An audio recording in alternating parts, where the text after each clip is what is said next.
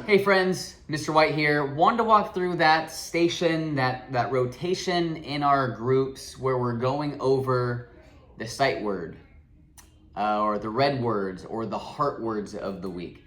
I'm gonna keep this pretty self-explanatory, pretty straightforward. We have this 7-step checkoff list that follows Orton-Gillingham methodology in teaching a red word. The reason we call it a red word is because it does not follow the rules of typical phonics in English. Some people call them heart words. The reason is because you have to memorize it in your heart. And so that's why they're red. That's why they call them heart words. The reason they're called sight words is because we want to teach kids that the moment they see them with their sight, they know the word. And so we will use these words kind of maybe interchangeably, but just know that's where they come from. Ultimately, every single word will grow up to be a sight word for every kid. But right now we got to be intentional to teach these red words because they don't necessarily follow a sounding it out pattern. All right? I'm also going to do all this in about 15 minutes or less because that's kind of how much time you all have. And I'm going to do my best to follow this to a T, checking these off as I go, recognizing that I don't have kids in front of me. So when you have students in front of you, that adds a whole new element. I understand that. I get that. For these purposes, I'm just going to try to be clear in what I'm doing. All right? So let's go ahead and begin. I'm setting my clock to 12 minutes and let's recap. All right, everybody. Hi, how you guys doing? You guys look good today. Love your haircut. Here we go. Let's review. Okay, good. Good. I'm reviewing all the words that we have mastered so far. This side only. Good. This side only. Good. All together. Very good. Cool. Okay, I've recapped the words. Check. Now I'm going to review. My friends, last week we went over 2 words. And here's your little paper. We're going to do a little spelling test. Last week we did 2 words. We did here and come. So grab your pencil. The first word today is here. Like this. Come over here. Okay, here. Really like how you're writing it lowercase on the line. Very good. Okay, good. This is how you spell here.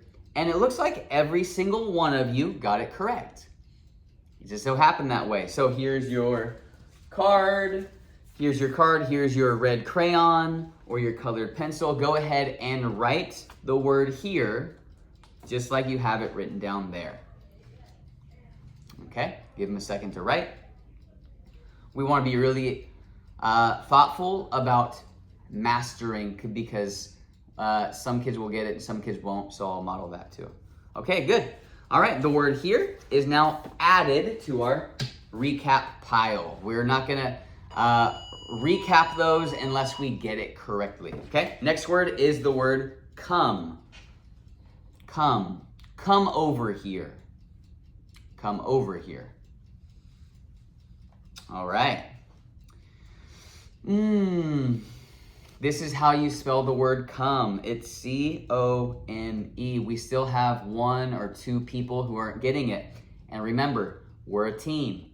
We're not moving forward from this word until everyone gets it. This card's not moving into the mastered pile, the recap pile, unless we all get it. So let's practice. You ready? Go. C-O-M-E. Come. Okay? I might practice a little bit more. Tomorrow we're going to try again. All right? Very good. Okay, today we have a brand new word. And I'm checking that off. We have a new word, and the word is a red word, which means it does not follow any rules. And I'm going to go ahead and introduce it like this. But feel free to do it however you'd like. So the word today means 1, 2, 3, 4. Today the word is for. Now listen, 4. How many sounds do you hear? 4. Or. I hear 2 sounds. Or. 4. Now, what normally is the sound? Yeah, it's normally an F. And you're right, this word does have an F at the beginning. 4. But the number 4 is spelled a little bit differently. Because where it normally says or would be O-R, today our word is spelled with a O-U-R. So together it's spelled F-O-U-R. 4. This is what it looks like. So I took some time to teach why it's a red word. All right, let's go ahead and practice this word. We're going to practice 5 different ways, 3 times each. The first one, go ahead and let's do our arm taps. 4. F-O-U-R, 4. Again, F-O-U-R, 4. Again, F-O-U-R, 4.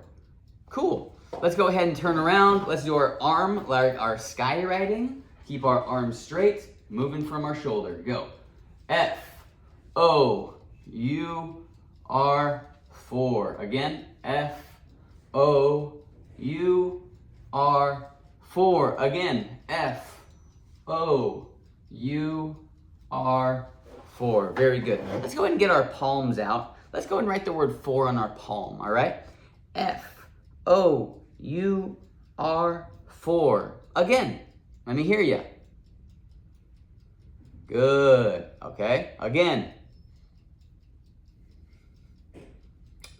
Fantastic. Last way, I have this texture for us. I'm going to pass out the little waffle and go ahead and write it on there. All together. Let's go. F-O-U-R, 4. Again. Just getting them to go. Keeping them accountable. Okay, I'll collect those. Now grab your pencil. Let's go ahead and write the word 4 3 times on these 3 lines. All right, go ahead and do it. We'll do the first one together. You ready? Go. F-O-U-R,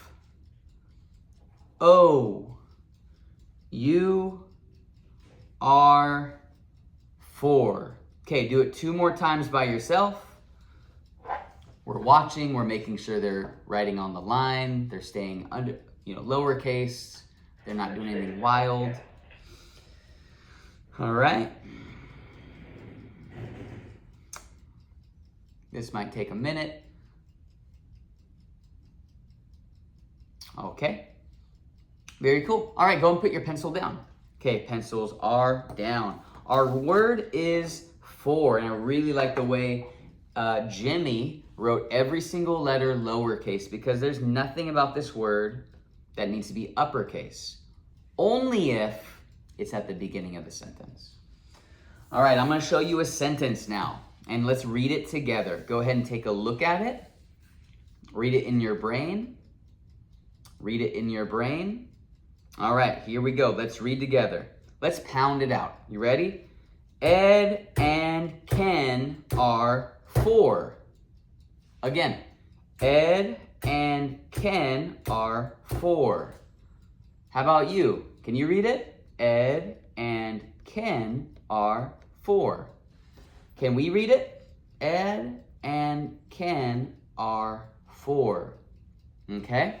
Now I'm going to hide the card. Okay? So, I forgot. New word. Spell the new word. Student reads a sentence. I'm on dictating sentence now. And they write. All right. So grab your pencil. Okay. Listen first. Ed and Ken are 4. Say it with me. You ready? Ed and Ken are 4. How many words are in the sentence? Okay, there's 5 words. Let's say it again, all together. Ed and Ken are 4. Okay, let's go ahead and write your sentence down. Write your sentence down, all right? Ed and Ken are 4. Good. I'm looking at capitalization. I really like how Jimmy capitalized the word ed and can. Why are they capitalized? Well, because they're names. They're proper nouns. Okay, they should be saying it out loud. You may need to, some of your struggling groups, you may need to just show them. Okay, all right. And I still have about 5 minutes left, all right? This may take a minute. Collect it back when they're done. Very cool. Good job, everybody. All right. I only did 1 word. We have 2 words to teach in a week. So I do 1 word today. I might do the next word tomorrow or in 2 days.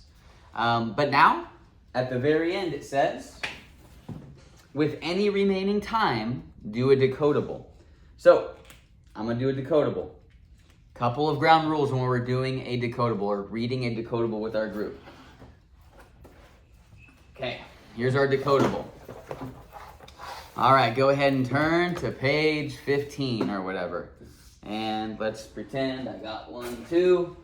All right, here's my decodable. All right, here we go. So, couple ground rules. They should be pointing to every word and not on the word, under the word. They should be under the word.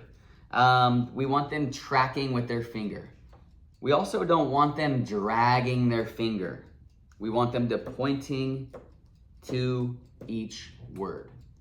That way they don't get mixed up. They could say, I love the cat and the dog. And they don't even know what word it is. They're just dragging. So we want to get used to them going like this. All right, 3 main ways to teach the decodable. The first one is I am going to read out loud and I want them to track it, okay? So let's go ahead and read, okay? Everyone has their pointing finger. The first word is fluency. We're pointing. Okay, here we go. Let's go. Fluency is the critical bridge between 2 key elements of reading: decoding and comprehension. Very good. I see you guys all reading it. So there's like a teacher model, teacher read aloud. You might do that with the lower readers or the beginning of the week. You just kind of want them to hear you reading fluently. Next, another way to do it is just take your turn, or let's go, we'll do like a choral read. So we're all reading together. You all ready? Here we go. Finger is down. Here we go. All together. Ready, set, go. Fluency is critical. I need to hear you because it directly impacts the comprehension process. Choral means like a choir or like a chorus. We're reading that all together. It's less stressful for the shyer readers, but it's crucial because they get to hear how to pronounce it right. Another way to do it is to just have them read a page and then switch. So, all right, Jimmy, you're first. Everyone's tracking though. All right, cool, good. Very good. Now it's your turn. Okay, they come to a word. Hey, let's sound that out. Let's practice what we've been working on. Okay, all right, so it says, okay, b-at. B-at. Help them sound out. Do the things they've been working on. The last way to do it is just to give them their decodable.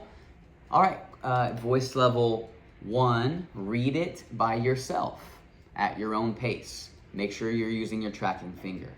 As they're reading, I'm listening to Jimmy. Okay, good. I'm listening to Sally. Good. I'm listening to Billy. Good. All right, close them up, and it's time to rotate. I still got a minute to go. It's possible. There's a lot happening, but again, you are the teacher in this case. Set the pace, set the tone. The best classroom management is a good, engaging, pace. And so with that said, if you have any questions, please reach out to me or your teacher, and we will go from there. Thanks.